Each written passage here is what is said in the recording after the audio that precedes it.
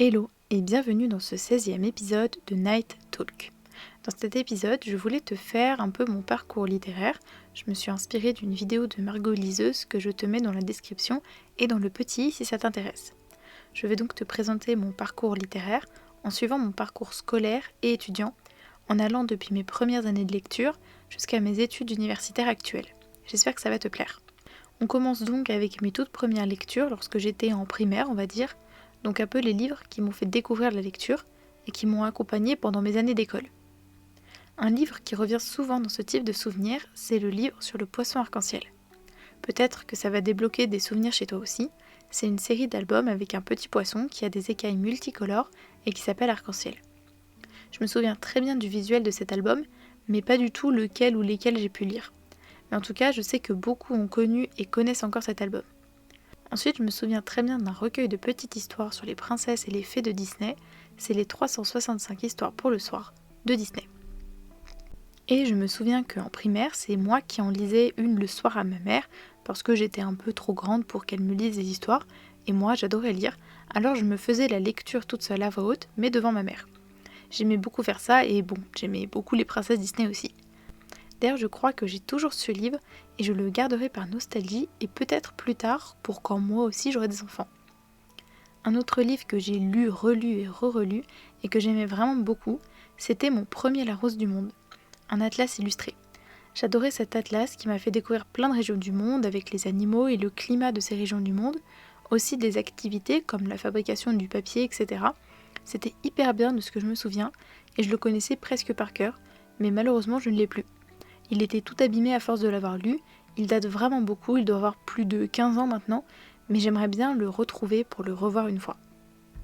Et le dernier livre que je voulais mentionner dans mes premières lectures, c'est un livre pop-up sur les dinosaures qui était dans une collection appelée Animaux d'autrefois, créée par la National Geographic Society. Ce livre était magnifique et pareil, je l'ai relu beaucoup de fois. À l'origine, il était dans la bibliothèque de mon grand-père et c'est un livre qui date de 1989. Et enfin, le dernier livre qui date de cette période, mais un tout petit peu plus tard, c'est la saga des Colombes du Roi Soleil que je lisais lorsque j'étais à la fin du primaire et peut-être un peu au début du collège, je me souviens plus très bien, je l'admets.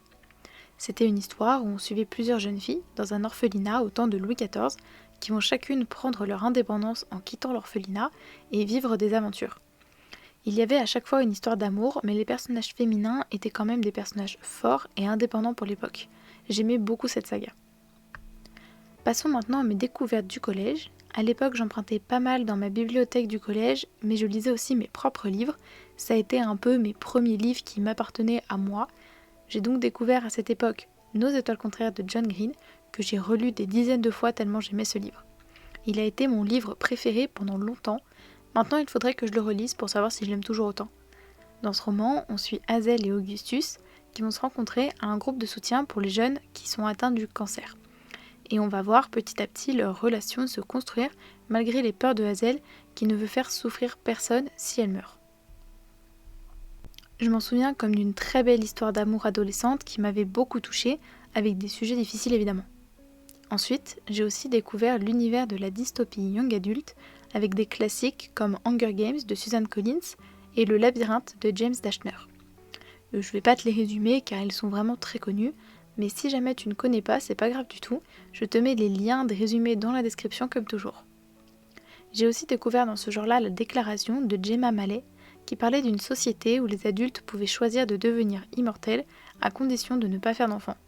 Et on suivait Anna, une jeune fille qui habite dans un orphelinat pour les enfants nés illégalement et qui doivent rattraper la faute de leurs parents en travaillant très dur. Mais un jour, un garçon, Peter, arrive à l'orphelinat et semble reconnaître Anna. Je n'avais pas lu la trilogie en entier, mais je me souviens que ce premier tome m'avait énormément marqué et j'adorerais la relire maintenant. J'ai également découvert à cette période le premier tome de La rivière à l'envers de Jean-Claude Mourleva, un petit livre jeunesse que m'avait offert la bibliothécaire du collège et que j'avais beaucoup aimé à l'époque. Je ne l'ai plus maintenant parce que c'était vraiment jeunesse, mais c'était très chouette. Ça a aussi été la période où je découvrais un peu plus tout ce qui était horreur, mes premiers films d'horreur, etc. Spoiler, je n'aime toujours pas ça maintenant, je suis une flippette et j'ai aussi découvert Stephen King pendant mes années collège. J'ai commencé avec La Ligne Verte, Joyland, Dead Zone et Carrie et j'en lis encore maintenant parce que j'aime beaucoup ce qu'écrit cet auteur. Et j'ai également emprunté beaucoup de fois, toujours au CDI de mon collège, l'Encyclopédie des horreurs, qui était une encyclopédie fantastique illustrée sur des créatures comme les vampires, les loups-garous, les esprits, les banshees, mais aussi les maisons hantées, Halloween, la sorcellerie, etc. J'aimais vraiment beaucoup cette encyclopédie et mon copain me l'a d'ailleurs offert en l'achetant d'occasion pour notre tout premier Noël et j'en suis hyper contente parce que c'est vraiment un bon souvenir du collège et je la trouve vraiment bien faite et très sympa pour découvrir un peu tout l'univers fantastique. Maintenant, nous arrivons au lycée. Plus on avance, plus je vais mentionner de titres par contre parce que forcément ils sont plus frais dans mes mémoires. Pendant que j'étais au lycée, j'ai découvert l'univers du Booksta et du Booktube, notamment pendant le confinement, donc j'étais en première, et ça m'a donné envie de créer moi aussi mon propre compte Booksta, et j'ai reçu pendant cette première année de Bookstagram mon tout premier service de presse, qui était « Et si ce n'était que le début » de Gaël Bonacieux. C'était un contemporain feel-good qui se passait en Irlande, et j'avais absolument adoré ma lecture. Je l'ai d'ailleurs relu l'année dernière, et il est toujours aussi bien.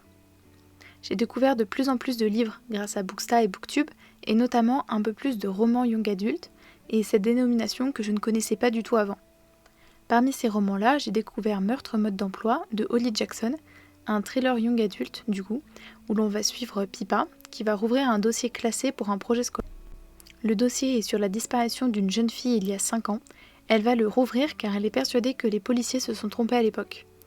J'avais adoré ce premier tome et plutôt bien aimé le deuxième aussi, et le troisième a enfin été traduit en français et j'ai trop hâte de le découvrir aussi. J'ai aussi lu le premier tome de La ville sans vent de Éléonore de Villepoix, une fantaisie young adulte, et j'avais beaucoup aimé ce tome 1, mais malheureusement je n'ai jamais lu la suite. Mais je le ferai un jour lorsque j'aurai moins de livres dans ma pile à lire et que je pourrai acheter les suites de sagas qu'il me reste à lire. C'est aussi le cas pour les chroniques de l'érable et du cerisier de Camille Monceau, un roman historique ado qui se passe au Japon, à l'ère Edo, où l'on va suivre un jeune garçon de 15 ans qui a été élevé par un samouraï qui lui a enseigné la voie du sabre et qui va devoir apprendre à vivre seul et découvrir un peu le reste du pays. J'avais adoré mais je n'avais pas continué non plus après ce premier tome, mais je le ferai un jour.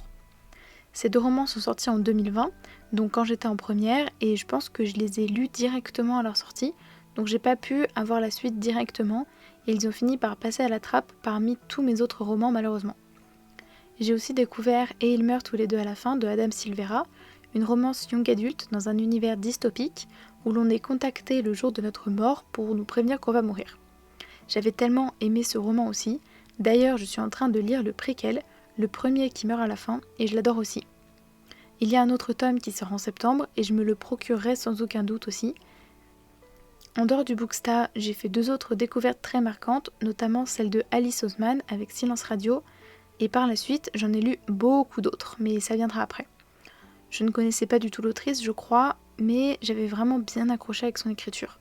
Et j'ai aussi pu découvrir la sélection de Kirakas, donc une romance dans un univers dystopique pour les ados aussi, et j'avais vraiment aimé cette trilogie. Je n'ai jamais lu les 2 tomes sortis après, mais cette petite trilogie que j'avais empruntée au CDI de mon collège m'avait beaucoup plu. Et je me souviens que je l'avais lu très rapidement. Il me reste un tout dernier livre à mentionner pour le lycée, et pas des moindres. Il s'agit du Prieuré de l'Oranger de Samantha Shannon, un de mes livres préférés de tous les temps maintenant. J'avais adoré cet univers avec des dragons, plusieurs pays, avec plusieurs systèmes politiques comme un Rénome, un empire, etc. C'était vraiment un livre extrêmement intéressant, complet, un peu complexe aussi, mais avec des intrigues géniales et des personnages vraiment très attachants. Je pense que c'est le livre que je conseille le plus au monde tellement je l'ai adoré. Et enfin, on passe au plus récent, mais pas du tout au moins long, au contraire, mes années. Alors, je suis toujours en plein dedans. J'ai fait une licence en lettres et en histoire de l'art, et actuellement je suis en master métier du livre et de l'édition. Je rentre en 2e année là en septembre, donc ce sont vraiment des livres que j'ai lus et qui m'ont marqué très récemment. Dans mes études, j'ai eu l'occasion de lire énormément de livres, mais je dois quand même avouer qu'ils sont loin de faire partie de mes livres préférés. Par contre, en dehors des cours, j'ai fait énormément de découvertes, à commencer par La nuit où les étoiles se sont éteintes de Nin Gorman et Marie Alino, une romance dramatique contemporaine MM et young adulte. Cette saga aborde énormément de thématiques difficiles, alors fais très attention à toi et regarde les trigger warnings avant de te lancer dedans si tu es sensible à certains sujets. J'ai pour l'instant lu les 3 premiers tomes de cette saga, le 4e vient tout juste de sortir mais il sera très vite dans ma pile à lire et je le lirai très vite aussi parce que j'aime énormément tous les autres tomes compagnons, surtout les 2 premiers. J'ai aussi découvert Aristote et Dante découvrent les secrets de l'univers de Benjamin Alire Sáenz, une autre romance contemporaine et même young adulte que j'avais aussi adorée et dont le tome 2 est enfin sorti en poche cette année après 3 ans d'attente. Et pareil, j'ai super hâte de l'acheter et de le lire. Toujours dans le young adulte, j'ai continué ma découverte d'Alice Oseman avec Heartstopper, qui est ma saga graphique préférée. J'ai lu aussi L'année solitaire qui m'a énormément touchée et parlé, c'est un de ceux que j'ai préféré lire, et j'ai aussi lu Loveless que j'ai beaucoup aimé aussi. Tous les autres livres de l'autrice sont dans ma wishlist parce que j'aime vraiment beaucoup ce qu'elle écrit et je suis sûre que je vais tous les aimer. J'ai aussi découvert un peu plus les thrillers adultes et notamment avec la trilogie Le manuscrit inachevé, Il était 2 fois et Labyrinthe de Franck Tillier que j'ai vraiment beaucoup aimé aussi. Je les ai trouvés extrêmement bien ficelés avec plein de rebondissements. J'ai lu beaucoup d'autres thrillers depuis et j'aime toujours autant ça, mais ceux-là m'ont particulièrement plu. Et enfin, on passe aux 2 dernières sagas dont je voulais te parler. Il s'agit de 2 sagas de manga, car oui, j'ai aussi beaucoup plus découvert les mangas à la fac, et il y a 2 sagas en particulier qui ont mon cœur et qui sont des coups de cœur à chaque fois que je lis un nouveau tome. C'est Insomniac de Makoto Ojiro et Au grand air de Afro. Ce sont 2 mangas tranches de vie, avec de la romance pour le premier entre 2 jeunes lycéens qui souffrent d'insomnie et qui vont s'entraider pour surmonter ça. Et pour le deuxième, c'est un petit manga sur le camping, avec pareil plusieurs lycéennes qui campent ensemble avec le club de leur école. Ce sont vraiment 2 mangas géniaux. Et voilà, je pense qu'on a terminé ce tour d'horizon de mes lectures marquantes dans mon parcours de lectrice, j'espère que ça t'aura plu. J'avais cet épisode en tête depuis longtemps et mes notes dans un carnet depuis plusieurs mois. Je savais que c'était un épisode qui me prendrait un peu de temps, mais je suis vraiment ravie de l'avoir fait. J'espère vraiment. Dis-moi en commentaire quels sont les livres qui, toi, t'ont marqué dans ton parcours de lectrice, ça m'intéresse beaucoup. En attendant le prochain épisode, je te souhaite de passer une très belle journée, soirée, peu importe, et je te dis à la prochaine.